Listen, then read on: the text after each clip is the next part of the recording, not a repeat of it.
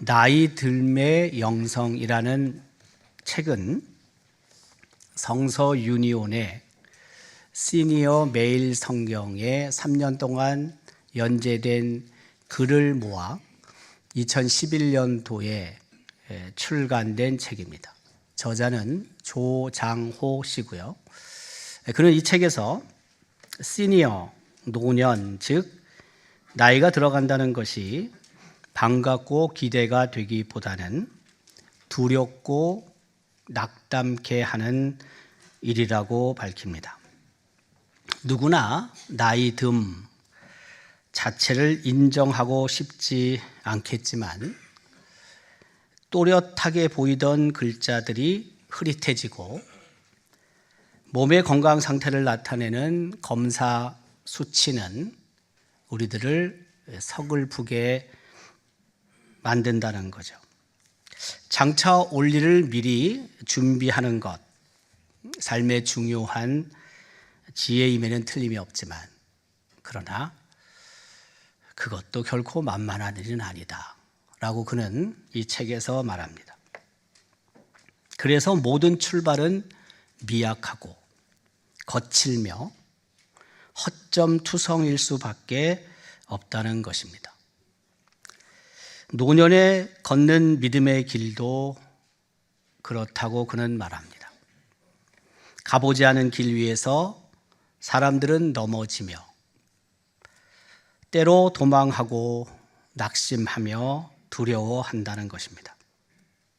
그런 우리에게 저자는 하나님이 은총의 손길로 그 초행길을 감당케 하시고 굳게 서도록 도우시며 우리가 그분의 손길을 의지하는 것만큼 우리 인생을 더욱 깊이 만지시고 빚으신다고 강조하죠. 사실 우리 모두는 점점 나이듦을 경험합니다. 이 자리에 앉아있는 30대건 40대건 50대건 70대건 80대건 다 마찬가지입니다. 본문에 기록된 여호수아는 어느새 100세를 바라보는 나이가 되었습니다. 오늘 본문은 이스라엘의 가나안 땅 분배의 시작을 다루고 있습니다.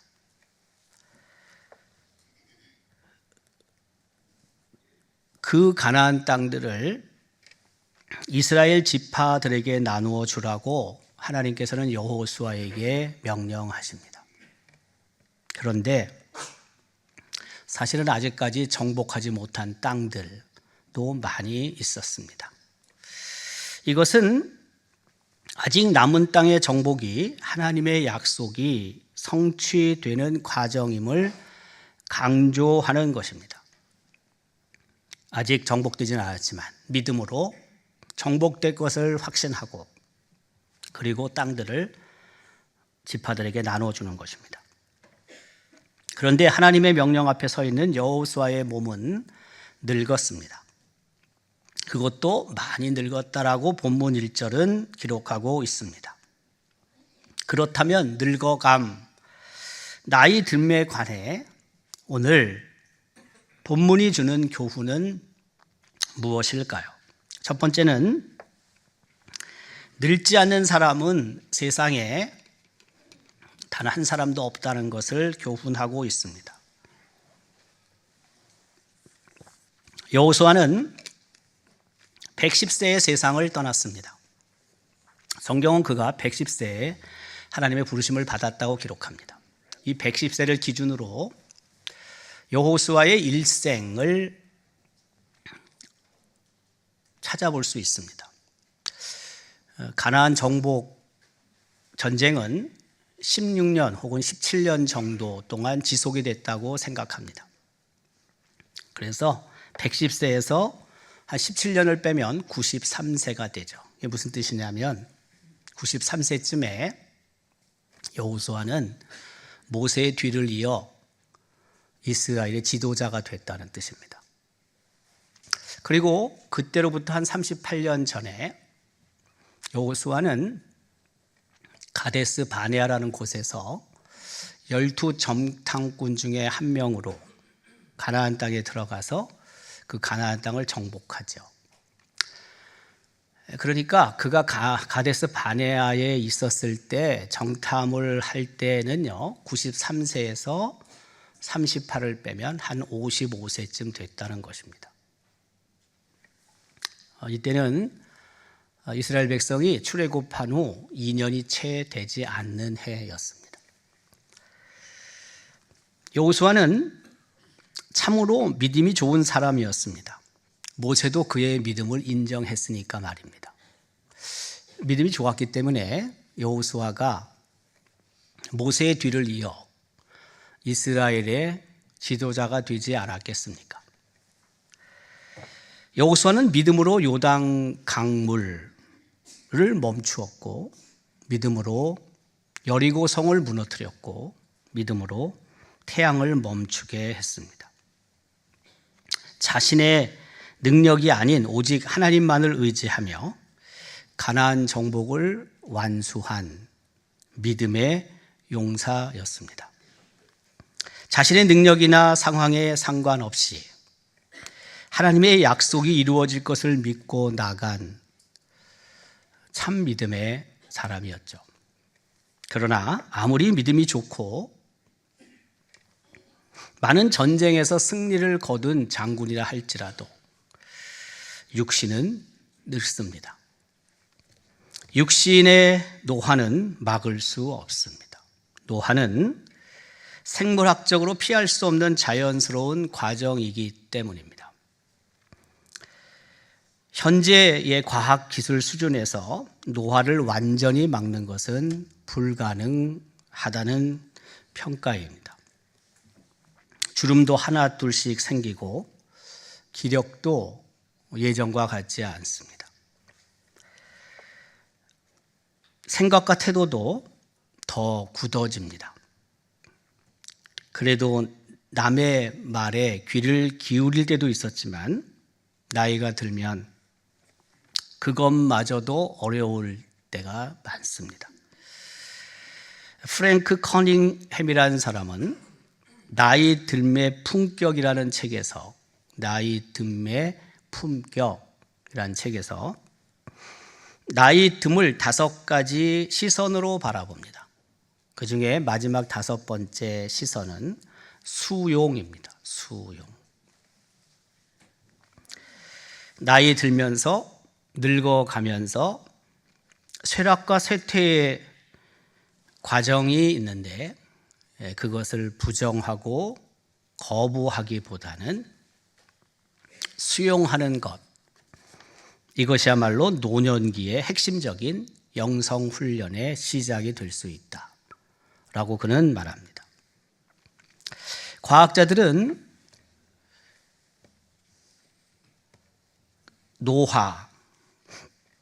노화를 완전히 막을 수는 없지만 그래도 조금이라도 노화의 속도를 늦출 수 있다고는 생각합니다. 많이 또 과학적으로 발달이 됐으니까요. 노화 과정을 늦추고 건강을 증진시키는 것은 몇 가지 방법이 있다는 거죠. 과일, 채소, 통곡물 등 항산화 물질이 풍부한 식단을 짜고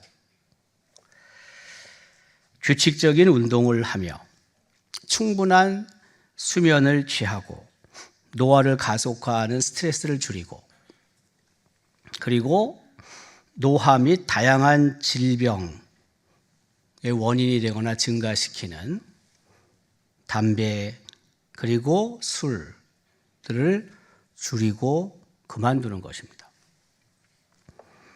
이처럼 일반적으로 사람들은 노화를 지연시키거나 또 중단시키는 데 관심을 가지고 있습니다.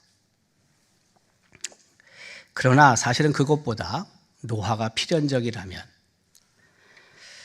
품위 있는 노년을 보내는데 더 큰 관심을 기울여야 한다는 거죠.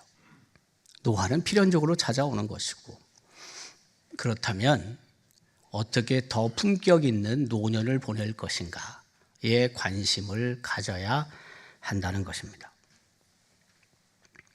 이전에 우리 삶의 공식은 30 플러스 30 플러스 알파의 프레임 속에 있었다는 거죠. 태어나서 30년은 부모의 보살핌 속에서 공부하고 취직하고 결혼하고, 그리고 나머지 30년 동안은 직장 혹은 사업을 해서 돈을 벌고 자녀들을 키우고 공부시키고 또 결혼시키고, 그리고 나머지 플러스 알파, 그 알파 기간이 예전엔 길지 않았는데 여생으로서 잠깐 자식의 부양을 받다가 끝나는 삶, 그게 옛날 삶이었다는 거죠. 30 플러스 30 플러스 알파의 삶입니다. 근데 지금은 30 플러스 30 플러스 알파 대신 30이라는 겁니다. 우리의 평균 수명이 자꾸 증가해서 90 정도까지 가니까 아예 알파 대신 30을 못 박는 것입니다. 마지막 30년을 품위 있게 그리고 아름답게 늙어가야 한다는 거죠. 우리가 잘 알고 있는 정약용은 목민심서에서 늙음의 미학에 대해 다음과 같이 말을 합니다. 늙음의 미학. 나이가 들면서 눈이 침침한 것은 필요 없는 작은 것은 보지 말고 필요한 큰 것만 보라는 것이며, 귀가 잘 안 들리는 것은 필요 없는 작은 말은 듣지 말고 필요한 큰 말만 들으라는 것이며, 이가 시린 것은 연한 음식만 먹고 소화불량 없게 하려 함이고, 걸음걸이가 부자연스러운 것은 매사에 조심하고 멀리 가지 말라는 것이요, 머리가 하얗게 되는 것은 멀리 있어도 나이 든 사람인 것을 알아보게 하기 위한 조물주의 배려요, 정신이 깜빡거리는 것은 살아온 세월을 다 기억하지 말라는 것이니 좋은 기억, 아름다운 추억만 간직할 터이고, 바람처럼 다가오는 시간을 선물처럼 받아들여 가끔 힘들면 한숨 쉬고 하늘 한번 볼 것이라. 멈추면 보이는 것이 참 많다. 참 어떻게 이런 글을 쓰죠? 네. 괜히 제가 염색 아닌 염색을 했습니다. 네. 사실 잘 늙는다는 것은 말처럼 쉬운 것은 아닙니다.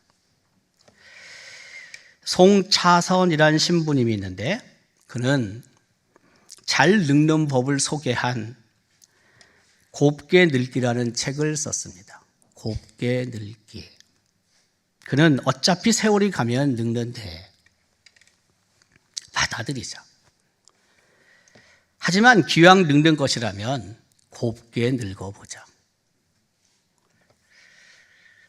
특별히 이 송차선 신부님이 제안한 품위 있게 늙기 위한 8가지 방법을 이야기를 합니다. 올림픽이라는 영어 단어 OLYMPIC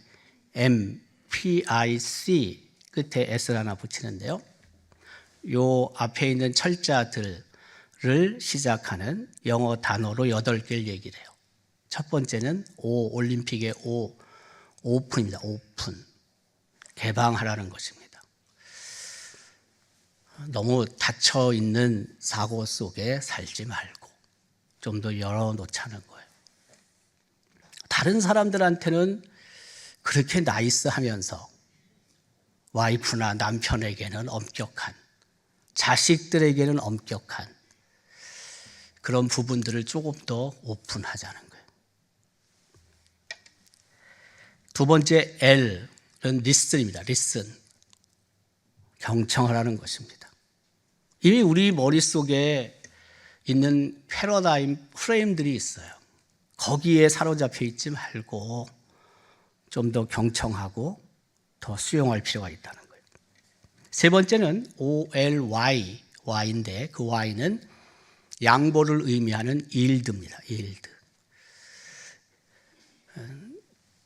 지금까지 이렇게 갖고 뭐 그런 것만 생각했다면 이제는 내 우선적으로 살았다면 이제는 좀 더 배려하는 양보의 삶을 살자. OLYM. 네 번째 M은 겸손을 의미하는 모디스트입니다. 좀 더 겸손하게 살자. 내가 젊었을 때 뭐 이것도 하고 저것도 하고 했다 할지라도 많은 것을 알고 많은 것을 갖고 있다 할지라도 좀 더 겸손하자. P는 possession인데 소유라는 의미입니다. 소유하라는 게 아니라 움켜쥐는 마음을 비우라는 것입니다. 그리고 I입니다. I, interesting, 관심입니다. 새로운 것들에 대해 관심을 갖고 좀 더 배우라는 것입니다. 뭐 이제 얼마 안 남았는데 뭐 핸드폰 그저 받고 문자 보내고 또 문자 오는 거 보고 뭐 그저 신문이나 읽고 하면 되지. 그게 아니라 조금 더 그 기능에 대해서 배울 필요가 있다. 여러 가지. 그 얘기예요. 그리고 C입니다. C. 올림픽. C. C는 clean입니다. clean. 청결입니다. 청결. 자주 씻어라. 자주 씻어라.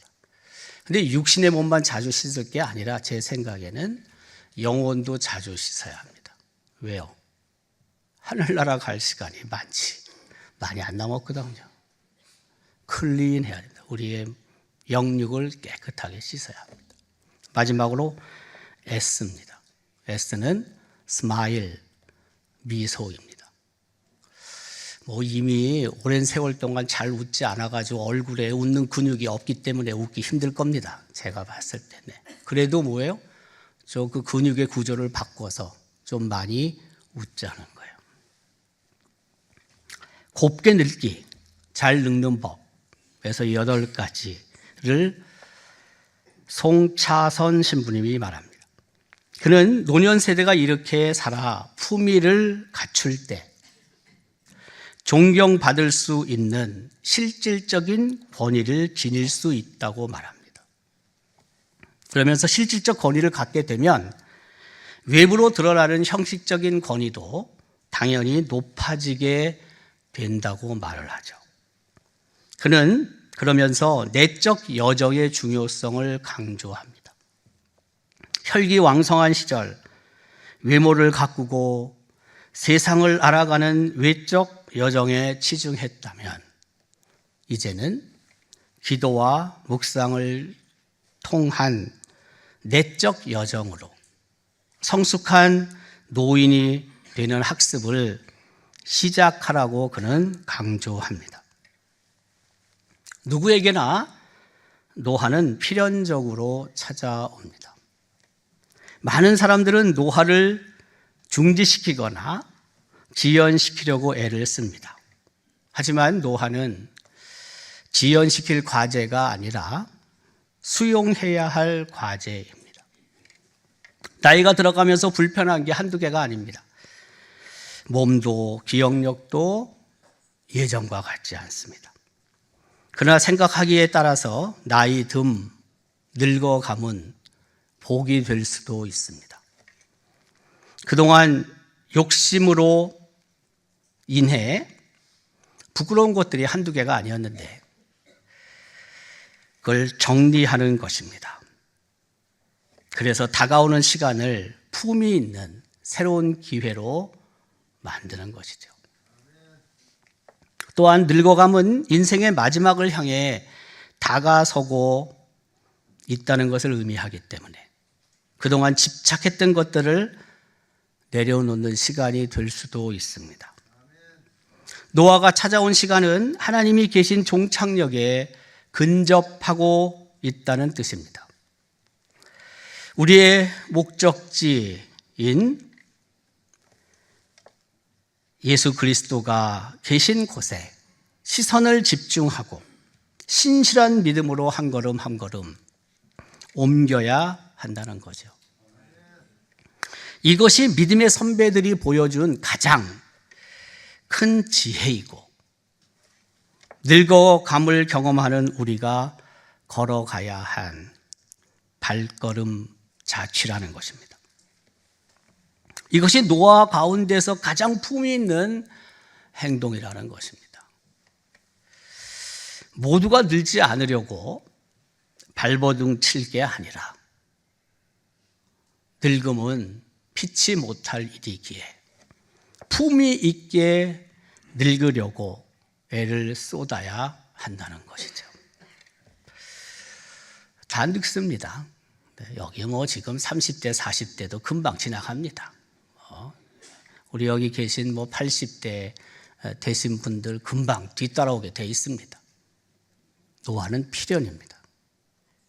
시간 품위 있게, 품격 있게 남은 삶을 살아갈 수 있도록 최선을 다하는 것, 바로 그것이 우리에게 주어진 또 다른 일이라고 할 수 있는 거죠. 두 번째는 사명을 완전히 끝낸 사람은 이 세상에 없다는 사실입니다. 사명을 완전히 끝낸 사람은 살아있는 사람 중에는 없다는 것을 본문은 기록합니다. 40년의 광야 생활에서 여호수아는 모세를 도와서 많은 전쟁을 수행했고 또 이스라엘 백성을 가나안 땅으로 인도하는 일에도 적극적으로 역할을 감당했을 뿐만이 아니라 가나안에 입성해서 가나안 족속과 계속해서 전쟁을 치렀습니다. 40년의 광야 생활, 광야는 텅 비고 넓은 들을 뜻합니다.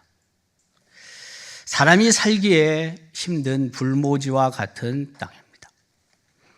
광야는 생존을 위한 가장 필수적인 물이 아주 부족합니다. 또한 생활 필수품을 구하기도 어렵습니다. 광야는 바람이 매우 뜨겁게 불어오기도 하고 때로는 폭풍과 모래바람이 불어오기도 합니다.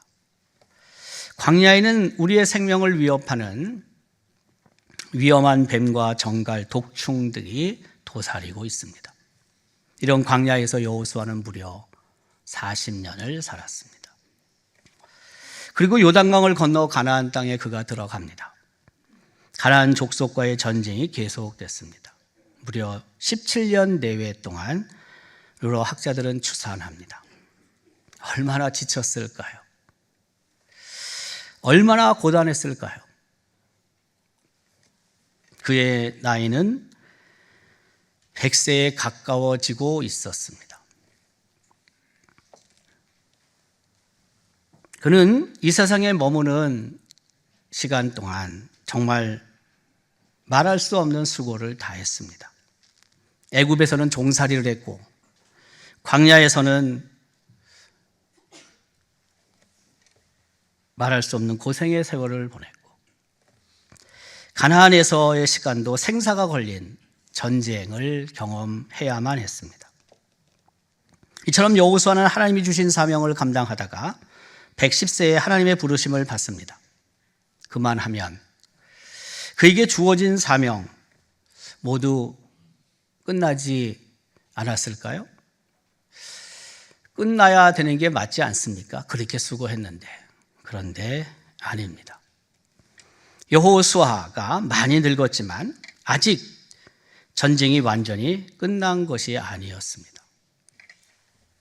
여전히 정복해야 될 땅이 많이 남아 있었기 때문입니다. 본문 1절 하반절은 기록합니다. 너는 나이가 많아 늙었고 얻을 땅이 매우 많이 남아 있도다. 얻을 땅이 매우 많이 남아 있도다. 아직 전쟁이 남아 있다는 뜻입니다. 여호수아가 치러야 될 전쟁이 있다는 겁니다. 사명이 아직 남아 있다는 것입니다. 100세가 넘어 많이 늙은 여호수아에게 아직도 감당할 사명이 있다는 것입니다. 여호수아가 정복할 땅은 남쪽 애굽과 접경 지역, 블레셋 5부족과의 또 싸움, 북쪽 시돈과 레바논 땅 할 일이 많았습니다. 아직도 사명이 그에게 남아 있었습니다. 하나님께서는 여호수아에게 사명을 주시며 말씀하시죠. 그 아래 6절은 이렇게 기록합니다. 내가 이 지역의 백성들을 모조리 쫓아내겠다. 너는 이 땅을 나머지 9지파와 므낫세 지파 절반에게 나누어 주라. 여호수아에게 남겨진 사명은 다른 게 아닙니다. 남은 땅을 정복하고 또 정복한 땅을 분배하는 것이었습니다. 일반적으로 노년 세대에게 주어진 사명들이 있다고 말합니다. 첫째는 자신의 인생 경험과 지혜를 자녀 세대들에게 나누는 것, 전수하는 것입니다. 이건 일반적인 노년이 해야 될 사명입니다. 살아오면서 하나님이 주신 재능, 그걸 가지고 내가 많이 사용을 했는데 노년에는 그 재능을 기부하는 것입니다. 신체적, 전신적 건강도 관리하고 또한 노년임에도 불구하고 배움을 통해 성장하는 것, 이게 일반적으로 노년 세대의 사명과도 같은 것이죠. 그런데 여호수아의 사명은 이것 외에 또 있었다는 것입니다. 생각해 보십시오. 앞서 언급한 것처럼 여호수아가 얼마나 수고했습니까? 그래도 여전히 남아있는 사명이 있었습니다. 저는 여호수아만큼 열심히 산 사람이 없다고 생각합니다. 100세가 가까이 온 시점, 과거를 돌아보면 정말 너무너무 수고했습니다. 그러나 아무리 열심을 다해도 살아있는 동안 사명을 끝내는 사람은 없다는 것입니다. 호흡이 멈춰야 사명도 끝난다는 것입니다. 우리에게 주어진 사명은 호흡이 멈출 때 비로소 마친다는 것입니다. 앞서 언급한 조장호 씨는 나의 들매 영성에서 우리에게 주어진 시간이 더 이상 어린 시절에 놀았던 수영장과 같은 정체된 물이 아니라고 말합니다. 그럴 수밖에 없죠. 조그만 애들 강물에 놀 수는 없죠. 수영장, 정체된 물에서 놀아야지 안전하죠. 정해지지 않은 방향으로 흘러가는 강물과 같기 때문에 우리에게 남아있는 시간은 인생을 제대로 살아보기 위한 시간임을 깨달아야 한다는 거죠.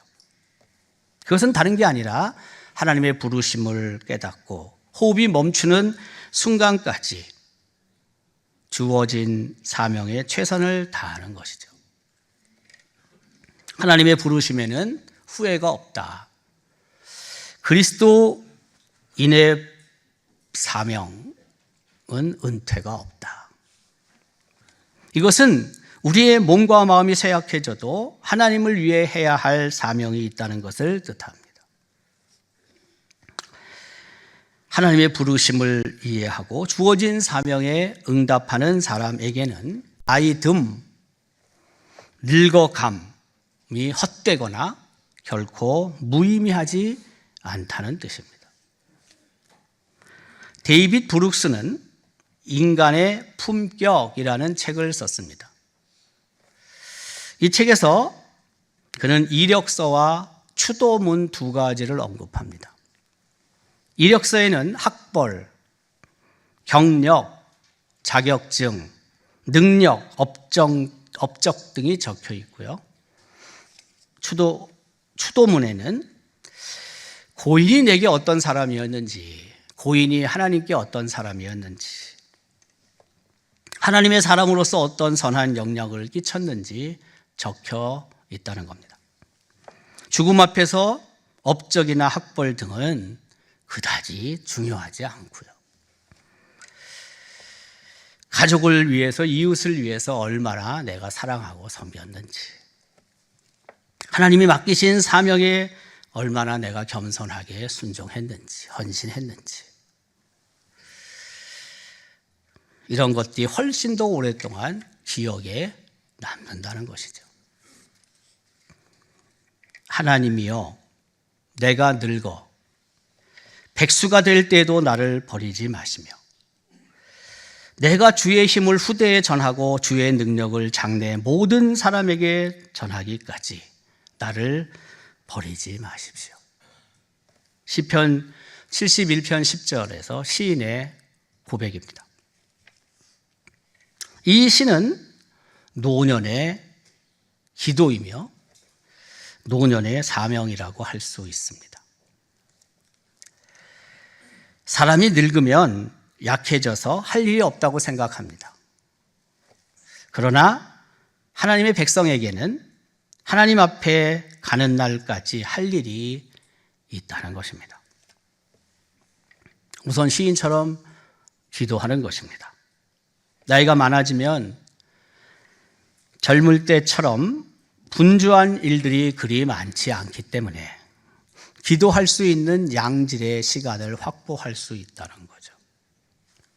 그래서 더 기도의 사람으로 살 수 있다는 겁니다.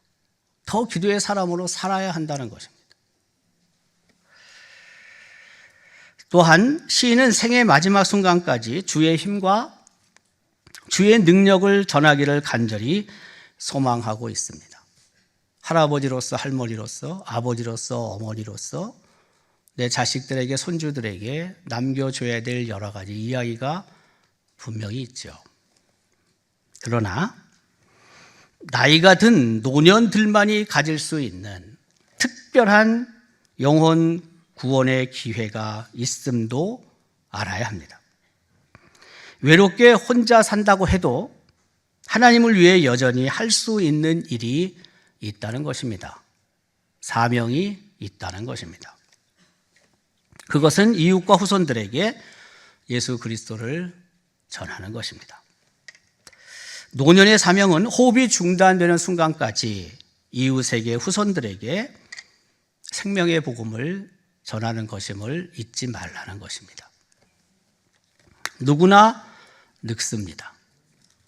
노아가 찾아온 시간은 하나님이 계신 종착역에 다다랐다는 것을 뜻하는 것입니다. 하나님을 만나고 예수님을 만나고 믿음의 선배들을 드디어 마침내 만날 수 있는 시간이 가까웠다는 것입니다. 얼마나 좋습니까? 신랑 대신 예수님을 만나고 하나님을 만나고 2000년 기독교 역사에서 책으로만 말로만 듣던 분들을 만나는데 얼마나 좋습니까? 예수 그리스도가 계신 곳에 시선을 고정하고 신실한 믿음으로 한 걸음 한 걸음 내디뎌야 하는 거죠. 이것이 믿음의 선배들이 보여준 지혜이고 또한 우리가 자녀 세대에게 남겨야 할 발자국들입니다. 이것이 노화 가운데에서 가장 품이 있는 행동이라는 것을 우리는 기억해야 합니다. 또한 백수가 될 때도 주의 힘을 후대에게 전하고 주의 능력을 장래 모든 사람들에게 전해서 마지막까지 그리스도의 증인으로 살 수 있기를 주님의 이름으로 기원합니다.